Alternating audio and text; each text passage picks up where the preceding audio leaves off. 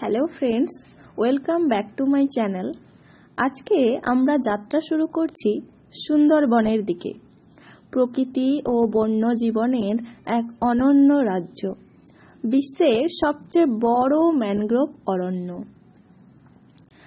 আমরা সুন্দরবন যাওয়ার জন্য শিয়ালদা থেকে ক্যানিং যাওয়ার জন্য ট্রেনটি ধরলাম। চলো, আমরা ক্যানিং থেকে সোনাখালি যাওয়ার অটো ধরেছি।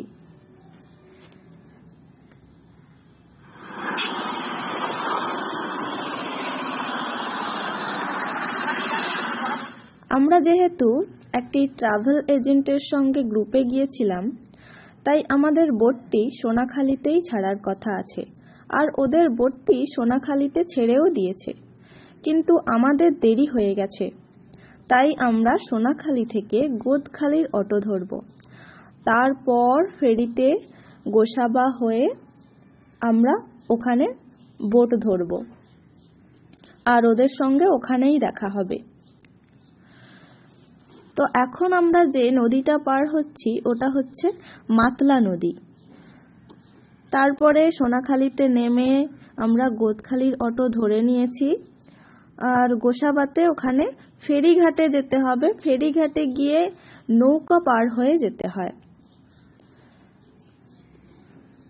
আর আমার জীবনের নৌকা এই প্রথম চড়া হবে,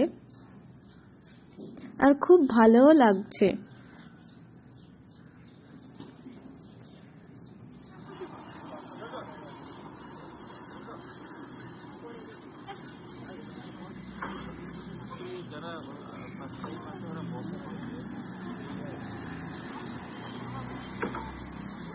ফেরিঘাটে এভাবেই নৌকা পার হতে হয়।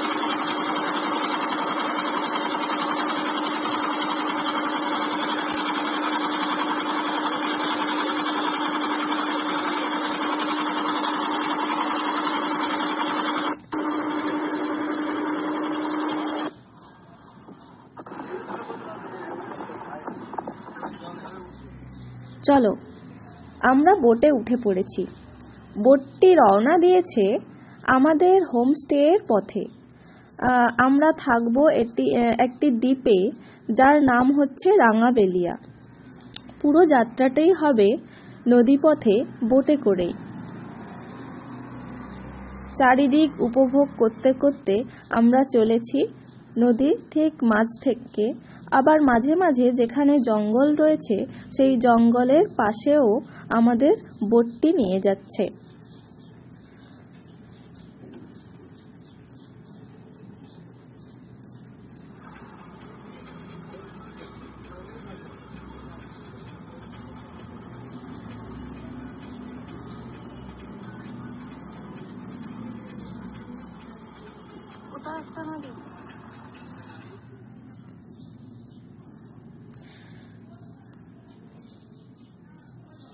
আঁকে বাঁকে এখানে অনেক নদী এসে মিলিত হয়েছে। তারপরে দুদিকেই জঙ্গল, আর গোসাবার কাছে যেখানে আমরা বোটে উঠেছি ওখানে সাধারণত মানুষজনদের বসবাস থাকে, তাই ওই সাইডটা অতটা ঘন জঙ্গল দেখা যাবে না। আমরা যেই দ্বীপটায় যাব থাকার জন্য, রাঙাবেলিয়া দ্বীপে, ওখানে ওপারেতে ডেঞ্জার এলাকা পড়ে যাচ্ছে, আর ওখানে বাঘরা বা কুমির, বাঘ, বিভিন্ন জন্তুরা যারা সুন্দরবনের জঙ্গলে পাওয়া যায় তারা বসবাস করে।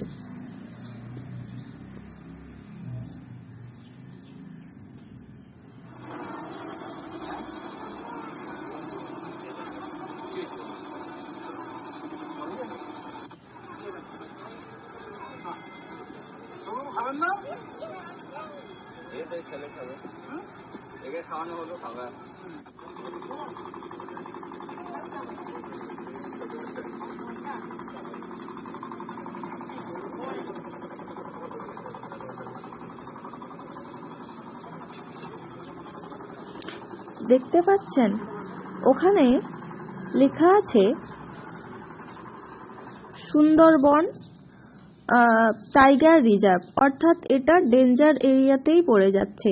আমরা ডেঞ্জার এরিয়াতেই চলে যাচ্ছি ওটা ক্রস করে। আর রাত্রিবেলা দেখা যাবে ওখানে রেড লাইট দেখা যায়। রেড লাইট মানেই ওটা ডেঞ্জার এলাকায় পড়েছে।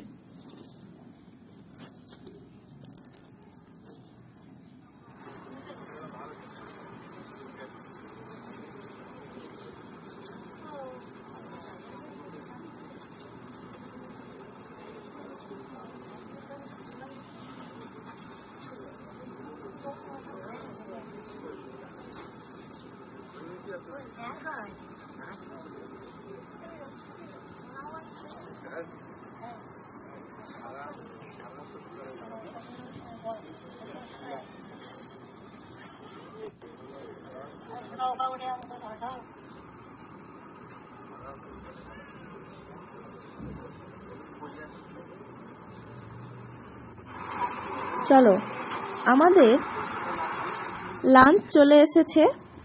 আর লাঞ্চে অনেক কিছু আছেও। দেখো, প্রথম দিন যেগুলো ছিল, ভাত, শসা, গাজর, তারপরে একটি চচ্চড়ি ছিল যেটা শাকের ছিল, আর আলুর ঝুরি ভাজা, ডাল, আর মাছের ঝাল, আর চিংড়ি মাছের মালাইকারি ছিল। আর খুব সুন্দর ওদের পরিবেশনও ছিল। এবারে আমরা যাব জঙ্গলের পাশ দিয়ে। ওই জঙ্গলের পাশে যে জাল বাঁধা আছে যাতে বাঘ আরও ওটা ক্রস করে না আসতে পারে। আর এই যে ছোট ছোট চ্যানেল দেখতে পাচ্ছ, ওগুলোতে মাছ যারা ধরে, জেলেদের বা যারা জঙ্গলে ঢুকে মধু সংগ্রহ করে, ওদেরই শুধু অনুমতি রয়েছে যাওয়ার জন্য। আর ছোট ছোট চ্যানেলে আমাদের কোনো অনুমতি থাকে না, হয়তো থাকে, সেটা পার্সোনালি আলাদাভাবে অনুমতি নিতে হয়। আজ আর কোথাও যাব না, কাল আমাদের ঘুরতে যাওয়া হবে। তো সামনে একটা ছোট মার্কেট আছে, ওই মার্কেটেই আজ হয়তো যাব।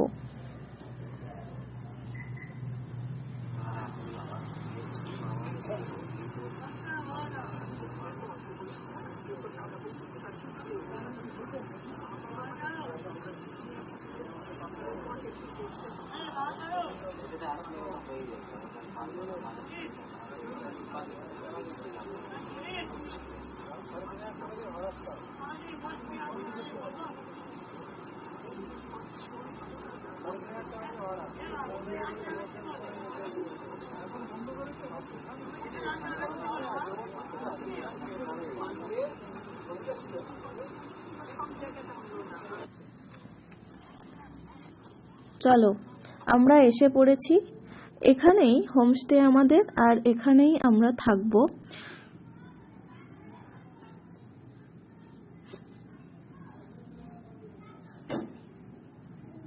চারিদিকে গ্রামীণ এলাকা, আর মাঝখানে আমাদের হোমস্টে।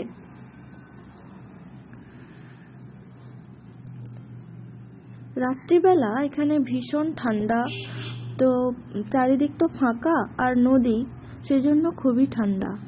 আর এখানকার মানুষদের যেহেতু জীবিকা নির্বাহ করতে হয় মাছ ধরে বা মধু সংগ্রহ করে, এরা দেখুন রাত্রিবেলা করে ভাটা যখন পড়ে, সমস্ত মহিলারা মাঝে মাঝেই দেখা যাচ্ছে